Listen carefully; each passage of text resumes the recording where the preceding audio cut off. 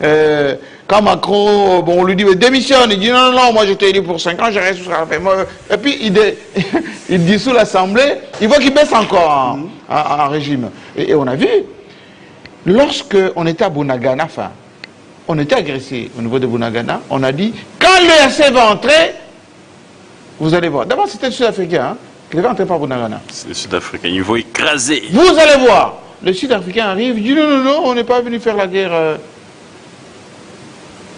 On arrive au niveau de Goma, on dit non, vous allez voir, l'EAC va venir. Le général kenyan a été tensé par Tshisekedi parce qu'il était complicité, etc. Aujourd'hui, nous sommes au niveau d'Ouvira.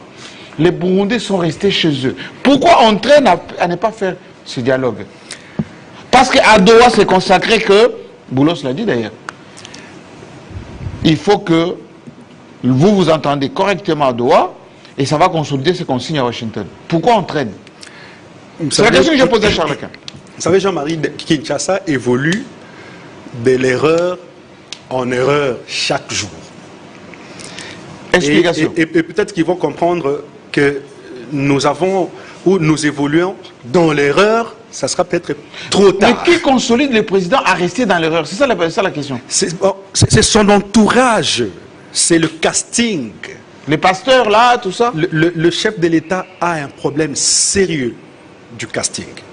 Trop sérieux du casting. Il est très mal entouré, ça on le sait tous. Tout le monde est dit. Mais il fait partie aussi du problème. Comme a dit Gauthier Sey. Oui, justement.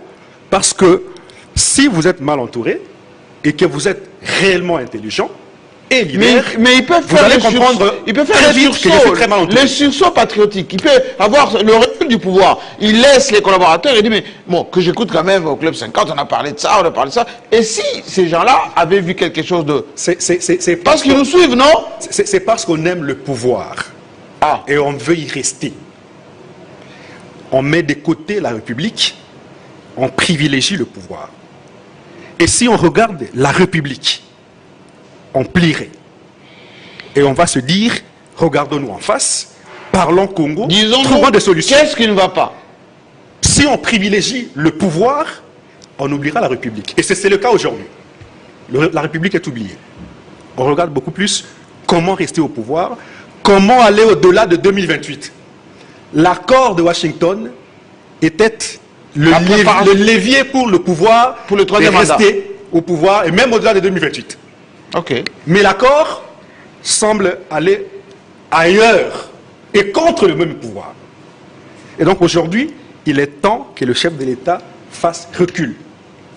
Parce qu'il avance vers un mur. Et son entourage, le même entourage, le quittera. Et le même entourage fuira. Il restera seul. Et l'entourage va dire, il n'écoutait pas. Oui, certainement, mais on a entendu ceux qui étaient avec Joseph Kabila disent aujourd'hui qu'ils étaient manipulés, ils étaient manipulés, les Mobutistes ont dit la même chose, et ça sera les mêmes discours pour Félix Antoine Tshisekedi. D'ailleurs, moi je risque d'aller plus loin. Lui, il a dit que c'était imprudent d'aller aux États-Unis. C'était même pas imprudent, c'est naïf. De croire que les Américains pourraient condamner Kagame. C'est naïf de croire que les Américains peuvent nous apporter une solution. La solution ne peut venir que par les Congolais eux-mêmes. Personne. Nous avons fait recours à pratiquement beaucoup d'armées. Qui nous a soutenus? Qui a apporté la solution? Et pourquoi aujourd'hui on ne fait que chanter la les mercenaires. Et ce qui est curieux, c'est que même les dirigeants regardent les États-Unis aujourd'hui. Quand j'entends les dessous de certains ministres dire nous attendons que les États-Unis agissent parce que ce sont les États-Unis qui sont parés de cet accord. Mais finalement, qu'est-ce que nous comprenons? Qu'est-ce qu'on ne comprend pas? Mais les États-Unis sont là pour leurs propres intérêts. Ils s'en foutent du Congo. Le Congo, c'est notre terre. C'est à nous de l'écrire. Lumumba disait que l'histoire de la RDC ne s'écrira qu'en RDC. Pourquoi vous voulez écrire l'histoire de la RDC aux États-Unis? Pourquoi vous voulez que Trump écrive l'histoire de la RDC? Mais ça ne se fera jamais. C'est utopie chimérique de penser que les États-Unis peuvent apporter la solution. Non, ça n'arrivera jamais. Il est temps que le chef de l'État convoque le dialogue. Alors, c'est un dialogue. Si ce dialogue... C'est un dialogue de la SENCO, c'est un dialogue de SENCO plus Et Jiba, comment ça s'appelle hein? Jiba Jiba Mapia. Mapia. Ouvert à la société civile. Qui a Senko- complètement disparu la société civile. Hein? De toutes les ONG, là, Où Inféodé par la plus. on l'entend à peine. On l'entend même pas d'ailleurs. Mais quelques-uns se distinguent, l'ODEP. Mais oui, l'ODEP à peine, on entend l'ODEP. Mais tout ce qui était, à part Katende, tout ce qui était pour la bonne gouvernance, de protection, oui, il est en train de tourner. Mais à peine, il vient de prendre la Je parole. viens de prendre la parole. Désirez répondre à cette question. Est-ce que... Non, soyez rassurés. On est à toi comment? Soyez On est à toi rassurés. par rapport à quoi? Dites-moi. Oui. Dites-moi. Oui. Mais j'équilibre. J'équilibre. J'aimerais J'aimerais savoir ma question à moi. Oui. Ma question à moi. Attendez. Ayez vos apaisements. Je Vous viens allez- de prendre vous la allez parole il y a conclure même pas une l'émission, minute. d'ailleurs. Monsieur Désiré. Oui.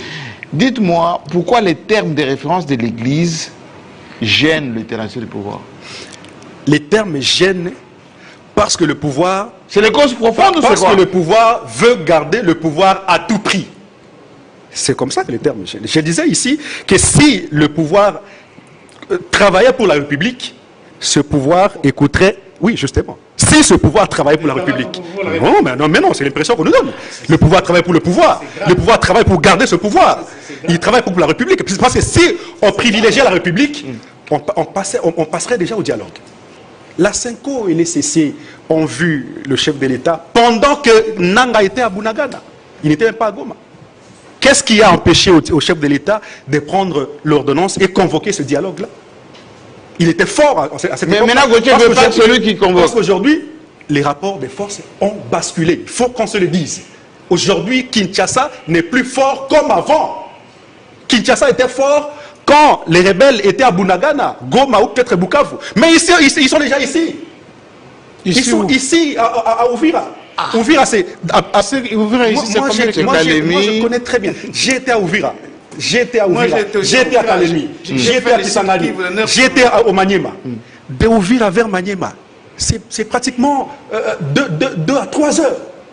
De Uvira vers Kisangani. De Uvira vers Kalemi. Mais ils peuvent nous envahir à tout moment. Et les lacs est là.